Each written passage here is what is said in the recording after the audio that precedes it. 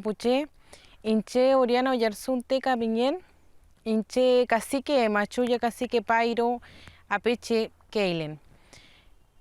Mi nombre es Oriana Oyarsunteca, soy cacique de la comunidad Cacique Pairo de Apeche, comuna de Keilen, isla de Chiloé. En estos días hemos escuchado los lamentos de un alcalde de Chiloé, porque no tiene los recursos económicos para activar los camiones que reparten agua ante la sequía en nuestra isla.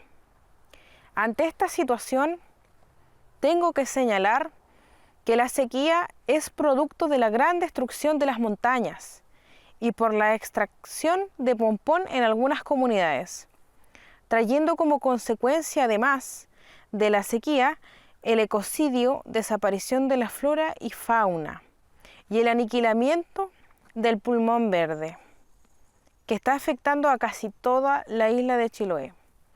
Es muy importante señalar que algunos alcaldes de Chiloé están apoyando la deforestación a través de la apertura de caminos por donde comienza la destrucción de los bosques y pompón en territorios fiscales.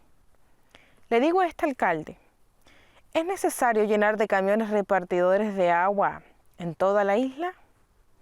Es de sentido común que la solución no pasa por ahí, sino por el cuidado de las fuentes de agua naturales, que son únicas y escasas en nuestra isla. Señores alcaldes, el camino no es seguir destruyendo el pulmón verde de nuestra isla, es decir, los árboles. Ustedes deben crear nexos con los legisladores de nuestra región para generar leyes que de verdad protejan nuestros bosques nativos y de los pompones, que son fuentes de las aguas en nuestra isla. Co, Fei Tamuñén, el agua es vida.